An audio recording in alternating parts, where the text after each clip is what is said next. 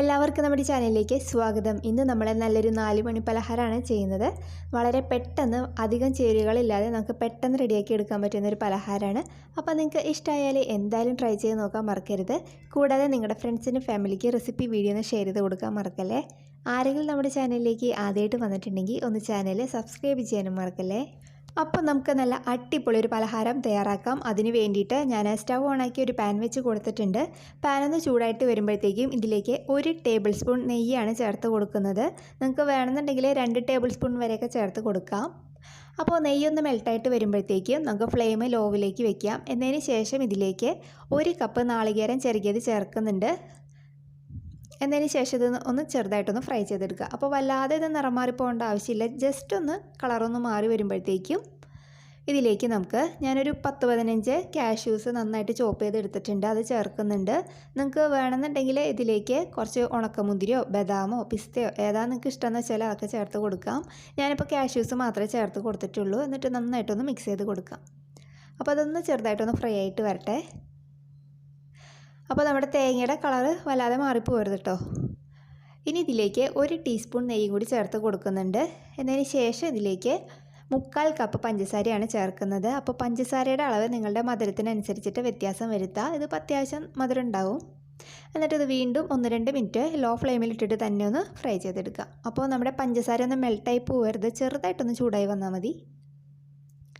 അപ്പോൾ അതാണ് ഇവിടെ നന്നായിട്ട് ചൂടായി വന്നിട്ടുണ്ട്. നമുക്ക് ഫ്ലെയിം ഓഫ് ചെയ്തിട്ട് വെക്കാം. ഇനി ഇതിലേക്ക് ഞാൻ 1 ടീസ്പൂൺ ഏലക്ക പൊടിച്ചത് ചേർക്കുന്നുണ്ട്. അപ്പോൾ ഏലക്കാപ്പൊടിയുടെ അളവ് നിങ്ങളുടെ ഫ്ലേവറിനനുസരിച്ചിട്ട് വ്യത്യാസം വരുത്താം. എന്നിട്ട് നന്നായിട്ടൊന്ന് മിക്സ് ചെയ്ത് കൊടുക്കാം. അപ്പോൾ അത് നമുക്ക് തണുക്കാനായിട്ട് ഇതൊന്ന് മാറ്റി വയ്ക്കാം. അപ്പോൾ ഈ സമയം കൊണ്ട് നമുക്ക് ഇതിലേക്ക് വേണ്ട ബാറ്റർ ഒന്ന് റെഡിയാക്കി എടുക്കാം. അതിനായിട്ട് ഞാനിവിടെ ഒരു പാത്രം എടുത്തിട്ടുണ്ട്.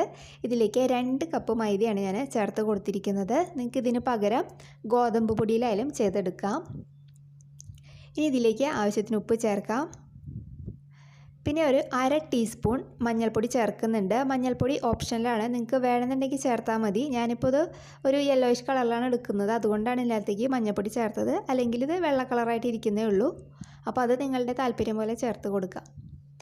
ഇനി ഇതിലേക്ക് നമുക്ക് ആവശ്യത്തിന് വെള്ളം ഒഴിച്ച് നന്നായിട്ട് നല്ലൊരു ബാറ്ററാക്കി എടുക്കുക. അപ്പോൾ ഇത് വല്ലാതെ തിക്കായി പോകരുത്. ഈ ബാറ്റർ നല്ല ലൂസ് കൺസിസ്റ്റൻസിയിൽ വേണം നമ്മളിത് ബാറ്ററാക്കി എടുക്കാനായിട്ട്. അപ്പോൾ കട്ടകളൊന്നും ഇല്ലാതെ നന്നായിട്ടൊന്ന് മിക്സ് ചെയ്തെടുക്കുക.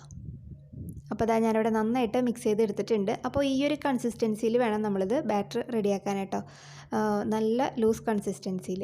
അപ്പോൾ ഇനി ഇതിൻ്റെ ഉപ്പൊക്കെ ഒന്ന് ചെക്ക് ചെയ്ത് നോക്കുക. കുറവാണെന്നുണ്ടെങ്കിൽ ഈ സമയത്ത് ചേർത്ത് കൊടുത്തിട്ട് നന്നായിട്ടൊന്ന് മിക്സ് ചെയ്തെടുക്കുക. അപ്പോൾ ഇതിലിപ്പോൾ എല്ലാവരും പാകത്തിനുണ്ട്. ഇനി ഇതിലേക്ക് ഞാൻ 1 ടേബിൾ സ്പൂൺ നെയ്യും കൂടി ചേർത്ത് കൊടുക്കുന്നുണ്ട്. എന്നിട്ട് നന്നായിട്ട് വീണ്ടും ഒന്ന് മിക്സ് ചെയ്ത് കൊടുക്കാം. അപ്പോൾ നമ്മുടെ ബാറ്റർ ഇവിടെ റെഡി ആയിട്ടുണ്ട്. അപ്പോൾ ഇത് നമുക്ക് മാറ്റി വയ്ക്കാം. ഇനി നമുക്ക് പാൻ കേക്ക് റെഡിയാക്കാം. അതിന് വേണ്ടിയിട്ട് ഞാൻ സ്റ്റവ് ഓണാക്കി ഒരു പാൻ വെച്ച് കൊടുത്തിട്ടുണ്ട്. പാനൊന്ന് ചൂടായിട്ട് വരുമ്പോഴത്തേക്കും നമ്മൾ തയ്യാറാക്കി വെച്ചിരിക്കുന്ന ബാറ്റർ ഉണ്ടല്ലോ, അതിൽ നിന്ന് 1-2 തവി ഇതിനകത്തേക്ക് ഒഴിച്ച് കൊടുക്കുക. എന്നിട്ട് നന്നായിട്ടൊന്ന് പരത്തിയെടുക്കുക.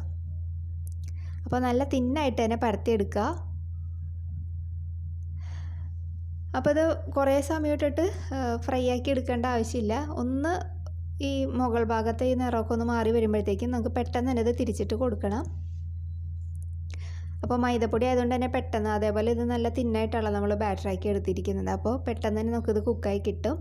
അടച്ചൊന്നും വെക്കേണ്ട ആവശ്യമില്ല. അപ്പോൾ അതായത് നമ്മുടെ ഈ ഭാഗം ഒന്ന് റെഡിയായി വന്നിട്ടുണ്ട്. ഇത് നമുക്ക് തിരിച്ചിട്ട് കൊടുക്കാം. അപ്പോൾ തിരിച്ചിട്ട് കൊടുക്കുമ്പോൾ വളരെ കെയർഫുള്ളായിട്ട് എടുക്കുക. കാരണം നല്ല തിന്നായതുകൊണ്ട് പെട്ടെന്ന് തന്നെ ഇത് വിണ്ടുപോകാൻ ചാൻസ് ഉണ്ട്. അപ്പോൾ അതാ ഞാനൊന്ന് തിരിച്ചിട്ട് കൊടുത്തിട്ടുണ്ട്. അപ്പോൾ 1-2 മിനിറ്റ് ഒന്ന് ചൂടാക്കി എടുത്താൽ മതി കേട്ടോ. വല്ലാതെ ഇത് അങ്ങോട്ട് ഫ്രൈ ആയി പോകരുത്.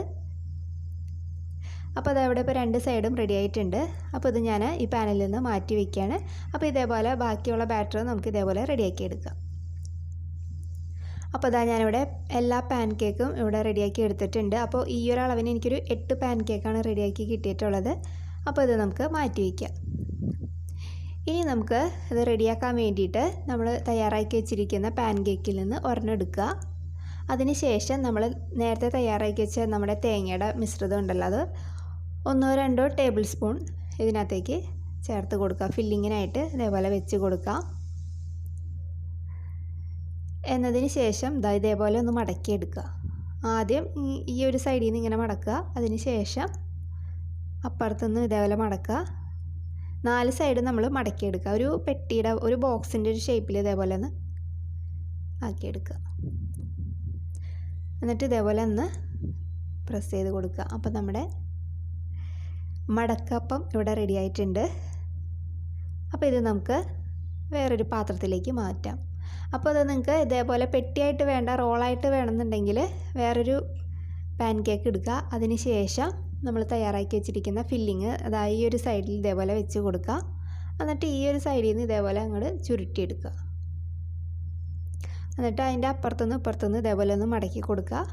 എന്നിട്ട് ഇത് നന്നായിട്ടൊന്ന് ചുരുട്ടിയെടുക്കുക. അപ്പോൾ അത് നല്ല റോള് പോലെ ഒരെണ്ണം കിട്ടിയിട്ടുണ്ട്. അപ്പോൾ നിങ്ങൾക്ക് എങ്ങനെ വേണമെന്നുണ്ടെങ്കിൽ ഇത് ചെയ്തെടുക്കാം. ഞാനിപ്പോൾ ഈ ഒരു 2 ടൈപ്പിലാണ് ചെയ്തെടുത്തിരിക്കുന്നത് കേട്ടോ. അപ്പോൾ ഇതേപോലെ ബാക്കിയിരിക്കുന്ന എല്ലാവരും നമുക്ക് റെഡിയാക്കി എടുക്കാം. അപ്പോൾ അതാ ഞാനിവിടെ എല്ലാ പലഹാരവും ഇവിടെ റെഡിയാക്കി എടുത്ത് വെച്ചിട്ടുണ്ട്. അപ്പോൾ നല്ല സ്വീറ്റായിട്ടുള്ള നമ്മുടെ മടക്കപ്പം ഇവിടെ റെഡി ആയിട്ടുണ്ട്. അപ്പോൾ നിങ്ങൾക്കത് ഇഷ്ടമായിട്ടുണ്ടെങ്കിൽ എന്തായാലും ഒന്ന് ട്രൈ ചെയ്ത് നോക്കാൻ മറക്കരുത്. പിന്നെ എൻ്റെ അകത്ത് ഫില്ലിങ്സ് വയ്ക്കുമ്പോൾ കുറച്ച് കൂടുതൽ വെച്ചോളൂ. അപ്പോൾ നല്ല ടേസ്റ്റ് ആയിരിക്കും, നല്ല മധുരമൊക്കെ ആയിട്ട്. അപ്പോൾ നിങ്ങൾക്ക് ഇഷ്ടമായാൽ ട്രൈ ചെയ്യുക. നല്ലൊരു വീഡിയോ ആയിട്ട് നമുക്ക് അടുത്ത ദിവസം കാണാം. താങ്ക്